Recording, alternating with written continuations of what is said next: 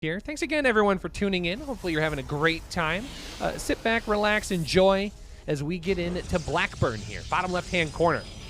It's our blue Protoss player playing for Brute Gaming. This is DnS.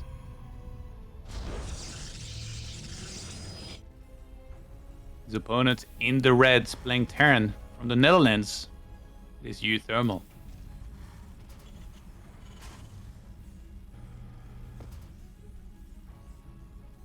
uThermal, I remember like it was yesterday, the way it kind of took the scene by storm. It was DreamHack Leipzig, where the meta was, you know, Protoss would play Oracle, kind of wreck SCVs left and right. It was the big discussion back then, like how to deal with it. And I remember he came up with his own style where he would get turrets very early because he knew the Oracles were going to come no matter what. Almost didn't even need to scout it. He would get some Cyclones, some Marines, and then counterattack, and then play that style very Marine tank heavy. So he's always played his own brand of StarCraft, which makes it very awkward to actually face him. But I feel like by now most players should be very familiar with the way he likes to play. Yeah, it seems like the appropriate reaction for that. It's a not uncommon style, at least going forward into this current meta, and certainly something that you can prepare for in a situation like this, for sure. I like the way uThermal kind of opened this up here with the not complete supply depot. Doesn't want to mess around with, I won't say it on stream, but like Pig has a very, very wonderful way of describing this probe. So I think most people that know Pig's stream know exactly what I'm referring to, but like the captain here, not going to be able to be as rude as he otherwise could be.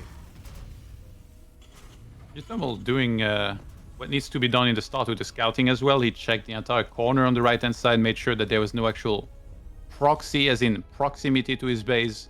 And he goes for the second racks and the factory immediately behind this, as well as the second refinery here in his main base. And on the other side, DnS, yeah, with the Stargate here on the map like this, it makes so much sense, right? Because like the spawn, you spawn at the bottom and it's kind of like closed by air, so to speak. But there's not a pylon down there where the Reaper can actually jump in. Maybe he wants the unit to come in. I mean, he could try and bait it forward and use the SimCity elsewhere, but it seems like uThermal's not going to overcommit here. Does get a chance to see the Stargate, though, so I think that's at least enough scouting information that he can anticipate what might be on the way. It's going to be Phoenix in production initially here, and I think your point earlier about being good about scouting those corners and taking care of looks where bases might just secretly pop up is going well for both players here. I mean, uThermal's going to sit along the left-hand side. I kind of thought he might dive up towards the gold base expansion, but nope, just wants to keep that Reaper in position so it can get additional damage done later. Yeah, he wants to see the exact timing on that third Nexus, ideally, so he can start, you know, thinking how he's gonna react to it exactly. But yeah, Steam Pack on the way, starports, and no commitments yet with any of the air units here from DnS. He's just kind of sitting on his side of the map, knowing that there could be a Widowmine drop, which is very common, and perhaps hoping to intercept that with the Phoenixes, which would be the dream. If you can get the perfect defense, that's really what you want there. Will also be a very big commitment. But uThermal, having seen the Stargate, has this choice of actually not going for it at all. Does he have the discipline not to, though? It's so tempting, you know, all these juicy probes. Yeah, I mean, he's picking up the 2 medevacs, so it's possible that that's not going to be the case. But it's a tech lab coming down on the factory, so I mean, that could transition into just some upgrades to help this out, but feels like you would want the reactor in the situation. So right now, going to try and build a tank, but he is supply blocked. Yeah, uThermal loves his tanks. You know, I was just talking about it. It's very Marine tank heavy in the past, with huge sieges. But he was literally, I think, one of the best players at using that style that he developed himself. Phoenixes catching some. It actually forces Steam Pack in the middle of the map. I mean, yes, there's a lot of energy on the Medivacs, but it's not ideal for uThermal to already be using this. But he's gonna try to use it to his advantage, and he's gonna go very far forward here to actually drop into the main base. But that's prevented entirely by DnS with a great observer placement here. Yeah, I was going to say that observer is employee of the month and year, being able to see that pickup almost perfectly. So able to reroute with the Phoenix here, keeping that aggression back at bay. And now there's enough on the ground here. One sentry will be able to help maybe neutralize a little bit of the damage here of these Marines, but this is still a scary enough force. DnS has to come forward and pressure that back and away, but the shield battery being added in as well means that DnS should be able to hold this for right now. It's just additional Phoenix production right now as that third base finishes up. I don't know how many tanks we're going to see, because we already got a second one. Usually uThermal, he can go up to very high amount of tanks, but there'll always be a push somewhere in there, right? He's not getting tanks because he's really worried about a counterattack. Oh my god, shield battery at the expo had to be sniped. But that trapped Immortal. But yeah, I don't think it's ever gonna be like, you know, he gets a ton of tanks because he's like really afraid of like some timing. No, I think he wants to go for a timing himself eventually. They kind of have like serve this double purpose of defending well in the first place and then having great siege potential. So the third one is about to come out. He does start 1-1, and he really gets to decide when he actually can go for an attack there. Yeah, this is starting to just move into plain old PvT setup here. We are getting Twilight Forge. The Colossus count is starting to grow. I think we've got one on the map for sure. The second one's going to be on the way.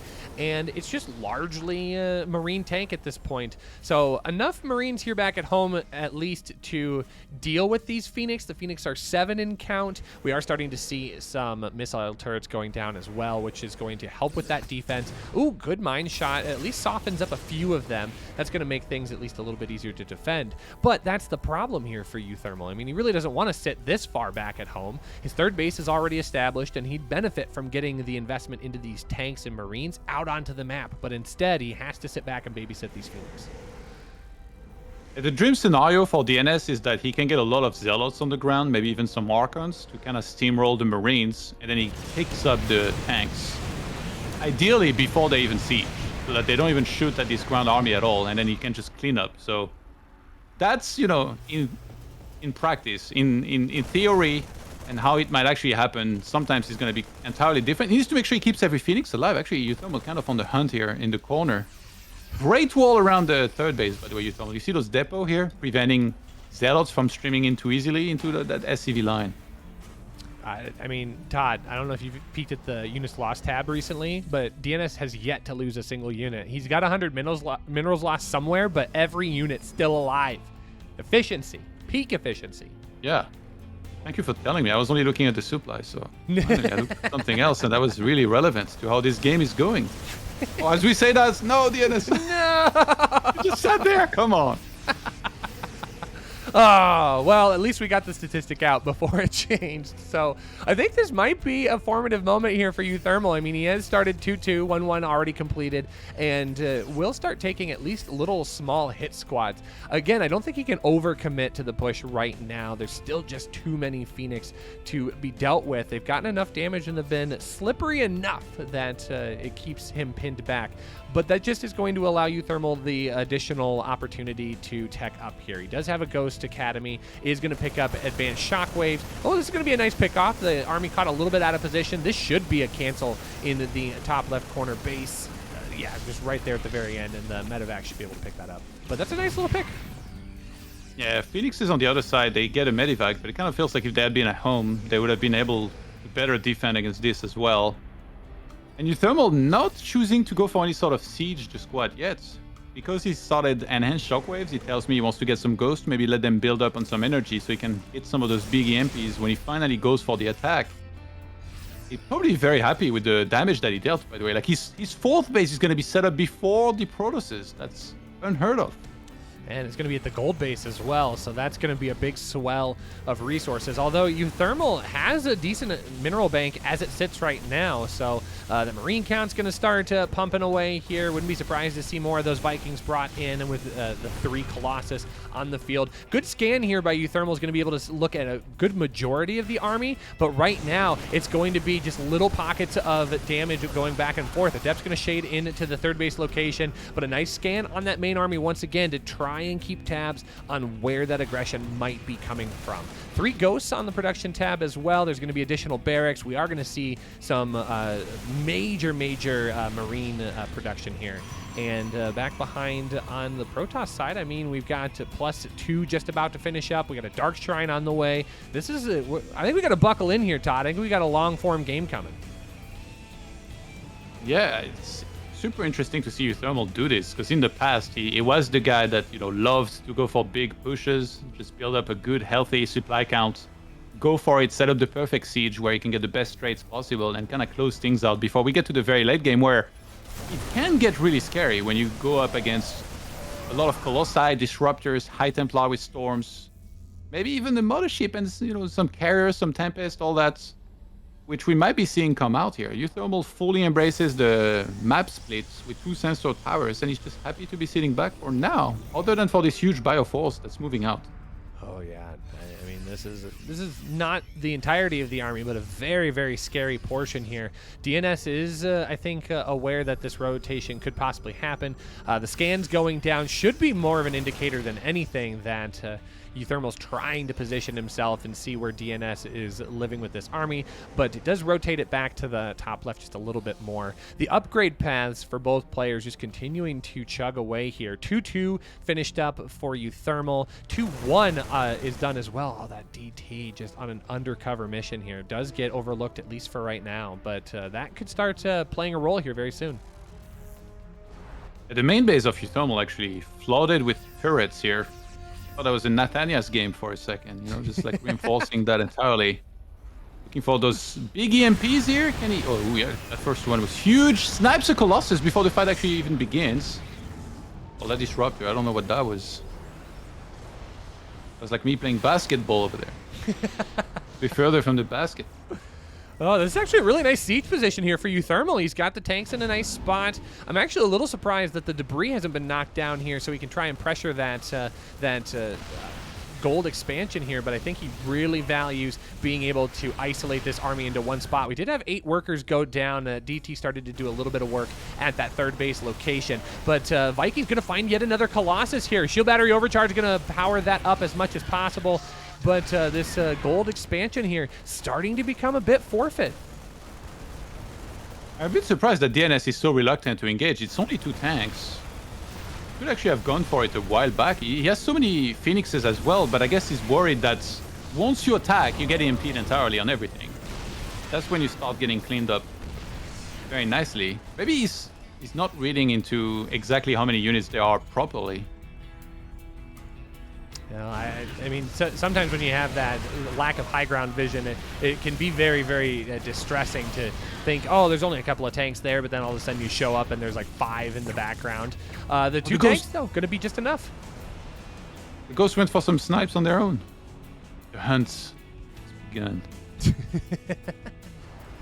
The 4th base, so he's going to get picked off. Carriers are already out here. We got 2 carriers completed. We are going to get Shadow Stride going for the DT Blink here. Now this army should be able to start aggressing a great run by here on the backside. Those Zealots going to be able to cut off a little bit of the retreat, but there are some Liberators here that are going to be able to help out, but this ground force for DnS is just going to overwhelm his opponent here. It's 115 to 69, and I think DnS could just continue to push.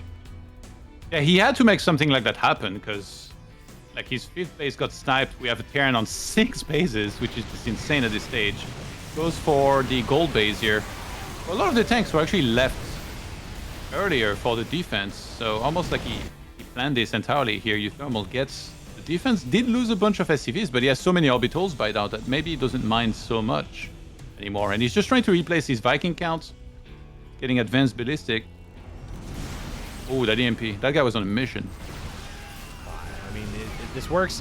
This works for the lower SCV count as long as he can repopulate it with army in enough time, and that seems to be a little bit of the choke point right now is just the production. 120 to 81. uThermal's not in a terrible position, but he does still have a lot of work to do to be able to hold DnS back here as he is going to start pressuring out on this 4th base location. DT's going to go up to the top right-hand corner, though. A great pull on the SCVs to repair that planetary in the top right. Keeps that alive for right now. Is a little bit of a sacrifice sacrifice for DnS, but ultimately he's sitting spiritually maxed out here, 194 to 155. This is a good position for the Protoss player, but he has to find a weakness here before uThermal can match him in supply.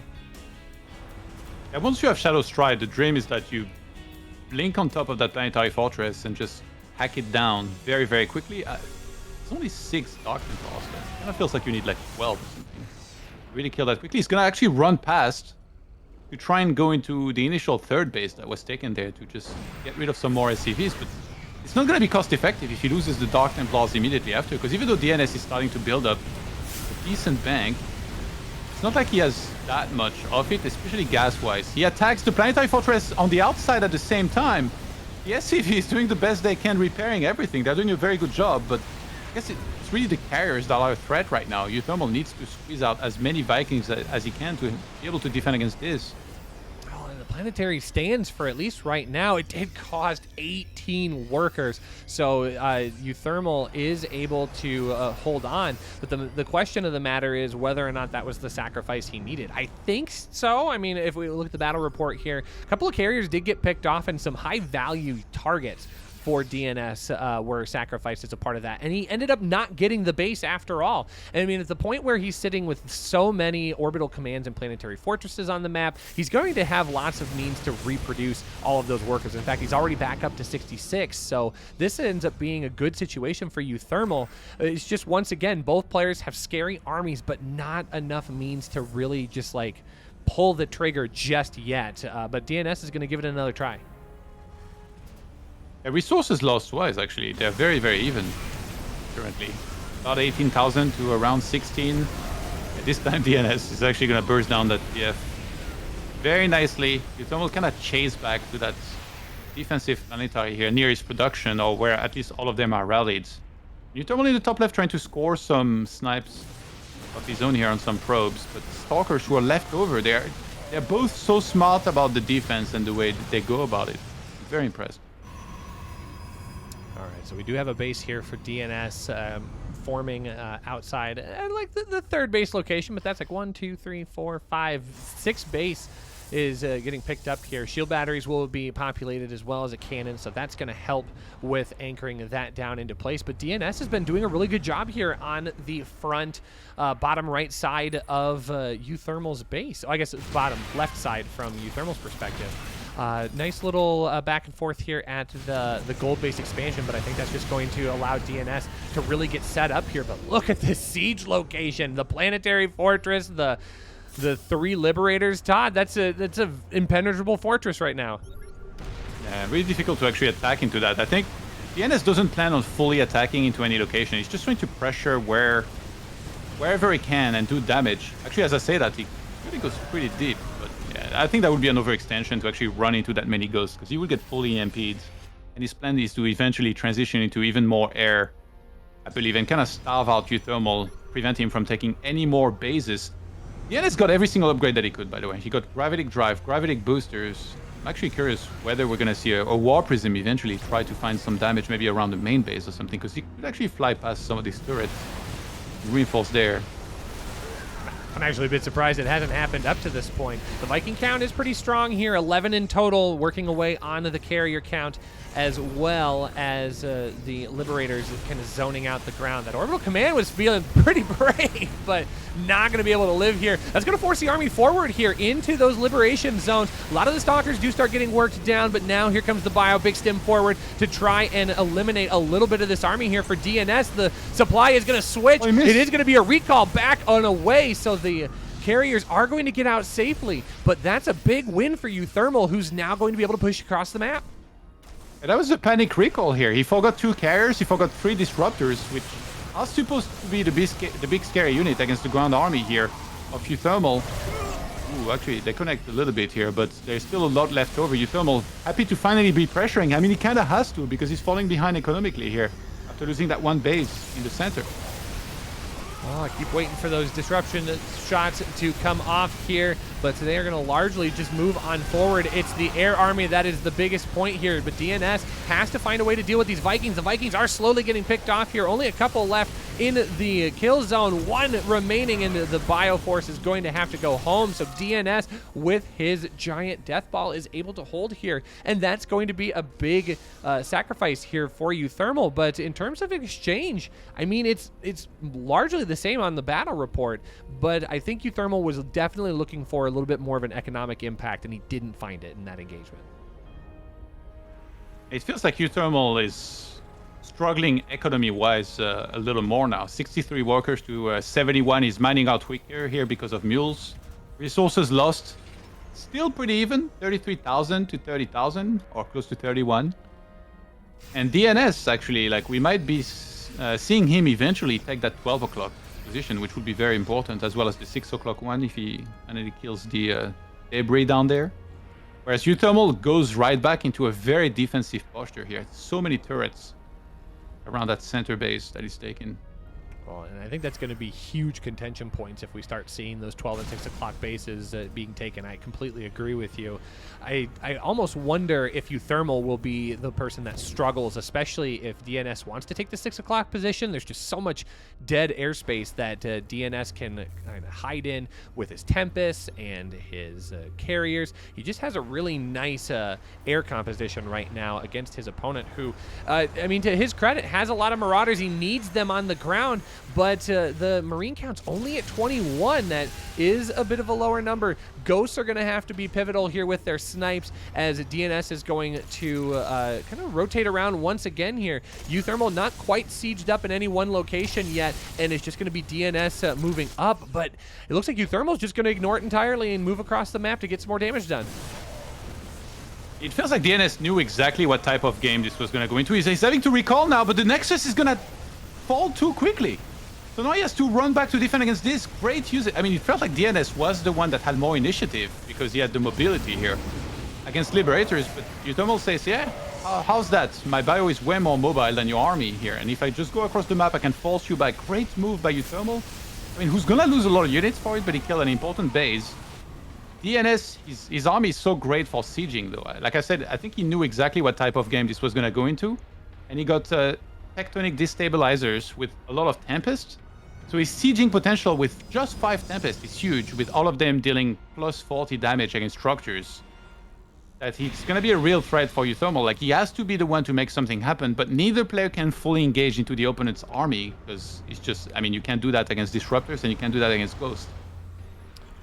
And I like uThermal's decision-making. As you said, he's got to be the one to make stuff happen. Look at that EMP. This entire army doesn't have any shields. What a great EMP. That's going to make this army a little less sturdy here as the engagement does go down. The Vikings are going to start picking away here. A couple of those carriers do get picked off right away, but that's not going to be nearly enough ground army here for uThermal to hold this down, and that's going to be a base that gets picked off. 14 workers get taken care of as well. And now what is uThermal going to be able to respond with? He's only got a couple of bio units across the map, and that's not going to find the damage it needs. Yeah, DnS with a beautiful read here. He saw how much bio he had killed in the bottom left. He's like, all right, you're not going to have time to replace that quickly enough. I can just attack. I got way more army supply. 138 to about 80 currently. They're just going to press on through and I think get the win right there against the uThermal, who did really good, but perhaps not good enough with that overextension, I guess, with all the bio. It seemed like it was a good move, but he was just stuck in a terrible situation where it feels like there was almost no way out of taking a really bad fight eventually. Yeah, it was kind of death by 1,000 cuts there for a little while. uThermal was able to capitalize on a couple of moments, but by the time he was able to pick off some of those important bases, he had already lost so much himself that he just wasn't able to recover. And at that point, DnS was able to take his army advantage and just kind of push on forward. And honestly, like, from our perspective, it felt like there were a couple of moments where I think DnS could have maybe been a little bit more aggressive and just made it happen. I think he could have done that 5-7 minutes prior, and he might have gotten the same result. But props to DnS. There's a reason why he qualified for the regional event here. His patience has paid off, and it's given him a 1-0 advantage here in the series. Yeah, the thing is, like, sometimes the throws that you're going to have in some of these games is what's going to haunt you the most. So sometimes you get overly cautious because of it. And I say that I was a master of throws back when I was a pro player on StarCraft 2. I threw so many games, and literally some of them, like, the worst that you could ever throw. I was so far ahead, but I found the one way somehow. So it's better to be cautious in a tournament as important as this one. And I can understand why, you would take your time. I mean, he's the one with the ultimate siege eventually, right? Once you get to 5 Tempests, he's able to do so much damage from afar and maybe force a mistake from his opponent, which is kind of feels like what happened. Great job by DnS. Very impressed with him. He's the one doing worse in the group up until now, but he gets a very important first map win here. Yeah. Thermie's got some work to do here in this group if he wants to maintain his group lead over DnS. And Hardwire is going to be our second map. How do you feel about, like, if we were to walk into a late game PVT again, which seems probably likely, unless we get some really fun shenanigans here. Is the Skytoss army going to have a little bit more advantage here on Hardwire, or is uThermal going to be able to capitalize on his bioplay a little bit better here? What do you think? It seems like it would be easier to defend, perhaps. Like if you take the appropriate steps, if you scout well enough. So maybe an even more turtly game to what we just saw, where even though both players were kind of speeding the map, by the way, there was a ton of action. They just kept trading units all over the place. It's not like they sat back and like there was no units dying like forever, even though it took DnS a while to lose his first unit in that first game. Well, let's see how long he can keep his entire force alive here in game number 2. But we are jumping in. Top right-hand corner of Hardwire. Oh, I'm glad I got the chance to see that. It is our red Terran player, currently teamless. This is uThermal. His opponent in the bottom left, playing for Team Root Gaming. Root for Roots. In France, it's DnS.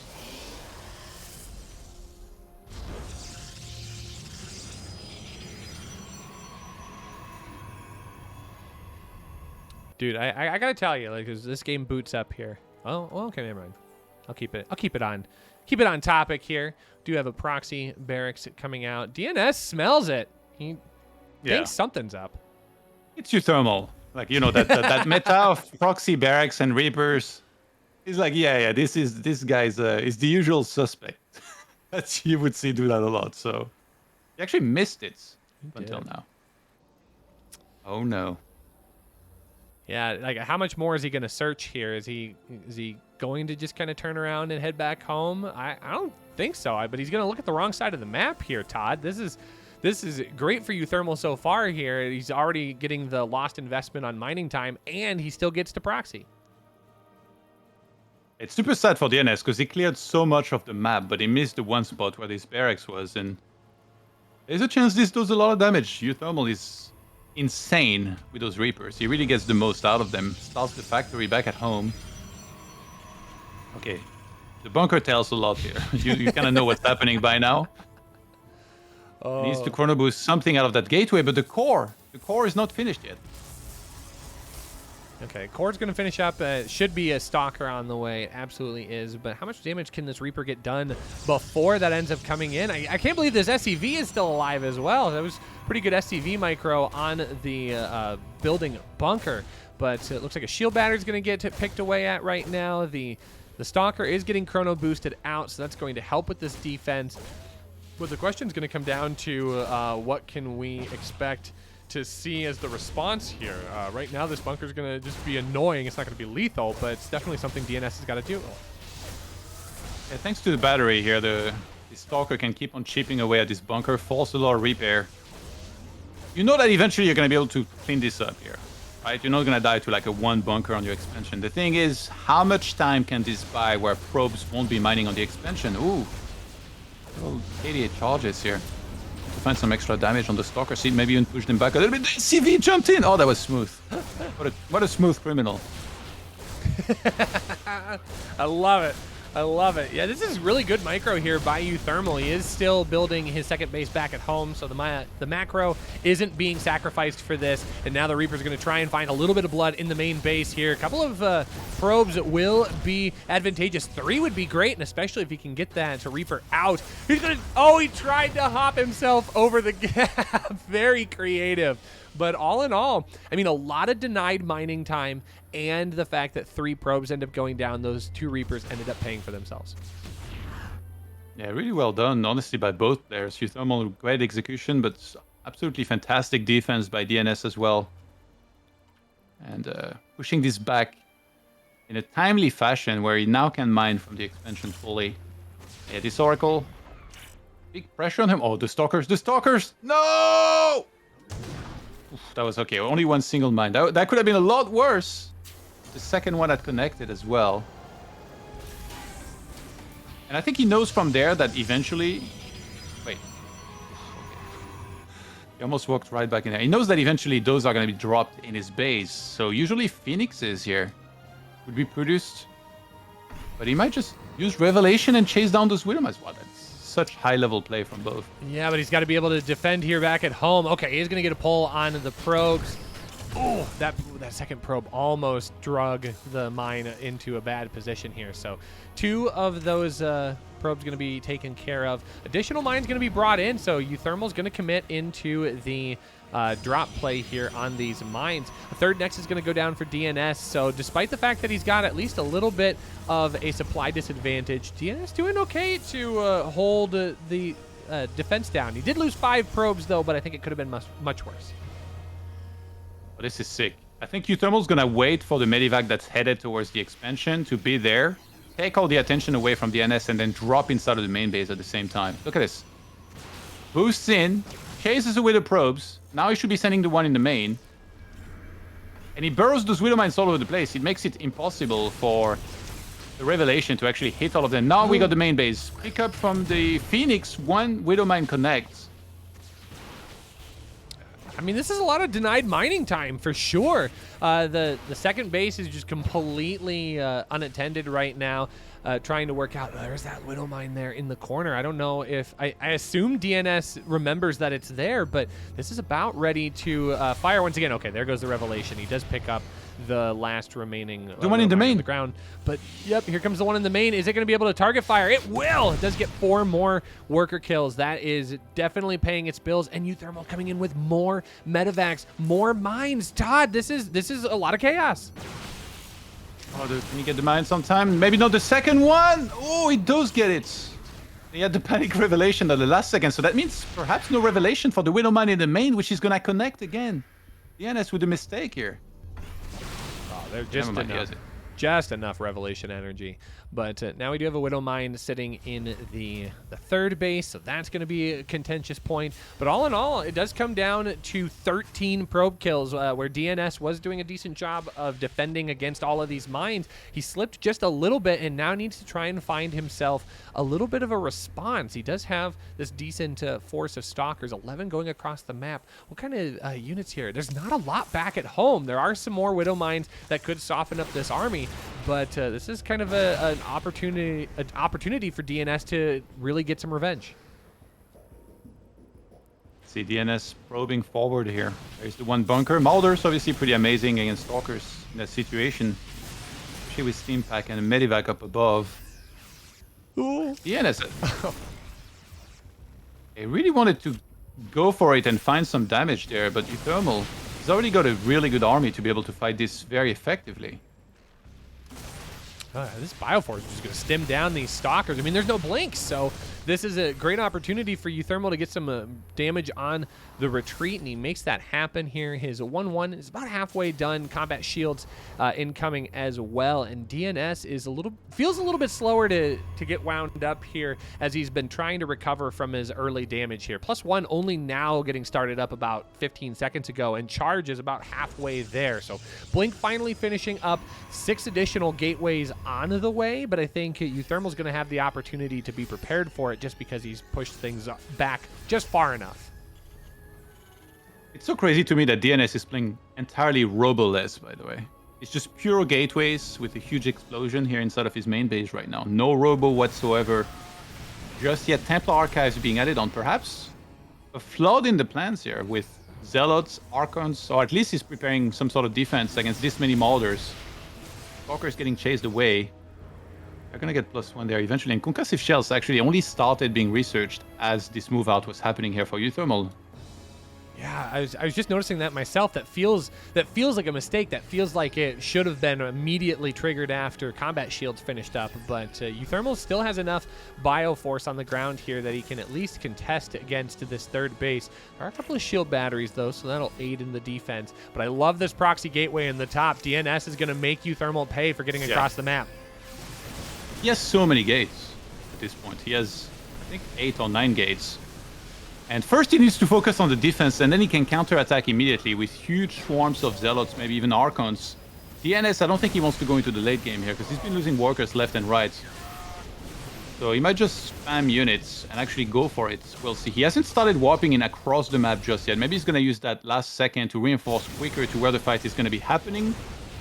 And actually, uThermal's losing some very important units here. With those Marauders going down. He does have a lot of Widow Mines. Yeah, that was a lot of unit exchange there towards the very end, and I keep wanting to peek at this this forward proxy gate, because I think you're right. He's absolutely going to use that at the last second to try and give himself an advantage here. But DnS is going to get caught on the ramp just a little bit. The surround is nice, but good force field's going to divide that bioforce up. That will make some of these units pay, and there goes the remaining force field to prevent that retreat from being super effective. So now DnS is able to get back a little bit, but it did cost him a decent amount of units as well. He's losing a lot of his Zealots. Here comes that run by the proxy, making use of itself. That's going to be a lot of exposed SCVs in the natural. uThermal should immediately know that there's probably a pylon here in the top left. He should definitely scout for that, get rid of it if he can. Okay, good defense here. Thanks to the wall up the ramp. Zealots couldn't get in there too deep. Only lost 4 SCVs, but he was killing 4 probes at the same time. Thanks to those Widow Mines across the map. I've been doing so much the whole time. It's actually crazy. Like, takes me back to my pro gaming days where literally thousands of probes died to Widow Mine drops. Oh, I mean, it's obviously like it's 50-50, right? You've got one person that looks at that as an incredible feat and like, so satisfying, but at the same time, it's salty tears on the other side, and I get that. Okay, so this is starting to actually be dealt with a little bit better. DnS is starting to keep his eye open a little bit more for the random stray Widow Mines just kind of littered around the map here. 2-2 just about to finish up, so this Bioforce is going to be a little bit stronger hitting here. I think this is going to be an opportunity for uThermal to soften up this army just a little bit more before Ghosts get pulled in. That was a great Immortal pick, and he's going to be able to grab that Robotics Facility. He might be able to get a majority of this Bioforce out as well. What a great pickup here for uThermal. Yeah, I mean, this 2-2 is huge. Against just 2-0 upgrades from DnS. He's going for enhanced shockwaves now. Actually, wait, he's getting... I guess he was anticipating Colossus, but he sniped the Robo, so he might as well stop making Vikings now, because there's not going to be any Colossus anytime soon. But yeah, EMP is going to be huge here. Those Widow Mines inside of the third base. Revelation is used. Zealous trying to clean them up. But 51 walkers against 62 currently. And DnS is not getting very good trades, at least as of late. Whereas those SCVs, barely any of them have died the entire game. I think it was just a 5 the whole time, whereas he's killed 41 probes. This has just been oppression in every way here for uThermal. He wants to take this to a game number 3. This Bioforce is going to exchange here as the Zealots get thinned out. These units are going to be able to start pushing further forward, and uThermal has more than enough. He's going to get his game number 3 to try and clear the series and give himself a 3-1 position in this map. That's very nicely done here. DnS, though, did a fantastic job defending with just an Oracle, which is so hard to do against Widow Mines like this. But just eventually, those probe losses started adding up big time. And yeah, perhaps keeping the Robo for as long as he did was the problem. Perhaps he feels like the execution could have been better in the defense, but I gotta commend uThermal for being relentless with those Widow Mine drops. I really wanted to pull a Samuel L. Jackson here for a second and say I'm so sick of those Widow Mines in my mirror lines. No, I mean, those absolutely won him the game. I cannot stress how many probes killed that we didn't even get the chance to talk about, because by the time they were dead, it was like, oh, we didn't look at it, and it's just an empty mineral line. So yeah, uThermal absolutely making the most of those drops to keep himself equalized. And I think that was something that he lacked in game number 1. He just didn't have the opportunity in Blackburn to get across the map and deal that kind of damage. So taking advantage of it there in Hardwire went much better in his favor. And going into 2,000 atmospheres, I mean, this isn't a terrible map for Protoss and PvT, but I still think that uThermal is going to have a lot of opportunities to utilize his medevacs and mines if he wants to. Perhaps DnS with a more conservative approach. Seems like the opener is obviously very important here and what the initial damage is going to be, so we'll see how he chooses to go about this one. Let's go right into it, Rashi. You want to? Let's do it. Let's do it, man. Okay, spawning top right here. Looking to secure himself stronger footing in Group C. It's the red Terran player. This is uThermal. His opponents in the blue representing Root Gaming and France. Allez les bleus. It's DnS.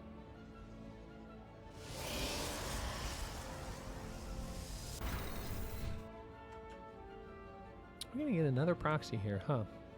Yes, we will. Yeah, it was defended well initially in the previous game, but I guess maybe it still slowed down DnS enough that uThermal was happy with it, I guess. Just misses it. Not again. Well, I guess this time he's going to go and check the main immediately, which is going to tell him as much as he needs to know, perhaps. I wonder what different reaction this would cause from him. I don't think you delay the Nexus no matter what. But maybe you delay like 1 or 2 additional probe and instead make the core as soon as you can after the gateway finishes. Okay, so you will get the core first. Okay, that might be the big adjustment that you need to defend way better against this. He's getting a Zealot as well. Wow, okay, DnS really respecting this. I mean, it is a very big investment here. Double refinery from uThermal. It's going to delay his command center tremendously. So if you can defend perfectly and get your own Nexus in a timely fashion, you're going to be in a great spot. Oh, is he going to try an eBay block too? I mean, oh yeah, absolutely will. How dare you? Yeah, dude, Thermie's pulling it all out here in game number 3. He's going to come in with the Reapers. I mean, why build a bunker when you're not going to need it because he's not going to have a Nexus there to attack? So more than enough health on that engineering bay to keep that busy for now. And now it comes down to some good micro here. I very firmly remember the StarCraft Masters custom campaign. I think it wasn't quite Reaper versus Zealot, but it's going to have the same feel. Took me way longer than it should have to complete that one. CV not going to be able to make it out, and yeah, that Nexus is massively delayed here. This factory on the other side completes. We don't mind being produced, and it's almost just going to be happy to fly back his barracks back home here. Yeah, I mean, it's done everything it needs to. At this point, there are still 2 Reapers available, so this is going to provide a decent amount of harassment. Nexus finally does get placed down, so DnS is going to be able to maneuver forward. But again, like you said, that's heavily delayed. That's going to make the mid-game push just a little bit weaker here, but already going to try and take a tech advantage, getting that Twilight Council rather early this time around. More than likely going to probably see Blink on the way. Yeah, usually that'll be Blink. It would be crazy to see something like a Dark Shrine. I think most players nowadays are just way too good against this type of style, especially if they sniff it out and it becomes so much easier to defend against it. It's just so greedy. You barely have anything out on the map if you go for that. Probably anticipating there will be, again, Widowmine drop, so just building up some sort of Stalker count and being ready defensively, probably going to be the far better option. Yeah, we see the Robo as well this time. Really what was lacking last game against those Widowmines. Okay, there's a nice navigation around that Widow Mine for the Stalkers. They're just going to walk right up. The front door's open. Okay, these Stalkers are just going to be greeted with the finest hospitality that the Terran faction has to offer here. But these Stalkers are going to get so much damage done while the Reapers try to make their way back home. 4 workers. No, not going to get 5. The medevac coming in clutch here. Usually doesn't spend a lot of time healing SCVs, but very important this time around. So 2 Stalkers for 4 SCVs. That feels like a pretty decent exchange here for uThermal, especially since he took a lot of teeth out of the defense coming that's needed for these mines. I believe #worth is what the cool kids say nowadays. And yeah, being on 3 gateways, actually 2 gateways here, it's going to be nice to build up that Stalker counts. up to a point where as soon as he has Blink, DnS is going to have a ton of initiative. Catching Medivacs. Did he see the one headed towards his expansion? Yes, he did. Ooh, that could be a huge snipe here. Blink not quite finished, but if uThermal is not careful with that Medivac and loses that would be quite disastrous. Reapers actually found the probe around the third base that was getting a pylon there because he flew by with the Medivac, so a lot of small skirmishes happening left and right. The Widow Mine! I get one probe. Probes are going to be able to survive for right now, but the Reapers are going to continue getting additional damage in the main base. Another 4 probes ending up going down. Will the Micro get the 5th? It does. The Reaper might, might extend its life a little bit, but no, decides to take one for the team here, and losing the Medivac is a bit of a disappointment here for uThermal, but he does find additional damage to try and leverage things out, because the reality is the worker count is drastically not in his favor. It's 40 probes to 30 SCVs, and uThermal can't afford to let that go on for too much longer. uThermal actually found more damage than I thought he would be able to here in that last little push with the Reapers in particular. So that was really, really nice. I think got 5 probes in total. Is it a bit of a panic mode back at home? Because Stalkers were moving there. He saw that there was Blink, so first tank is going to get sniped very quickly. That's how things can snowball here, which is really what DnS is hoping for. But there is a Raven across the map.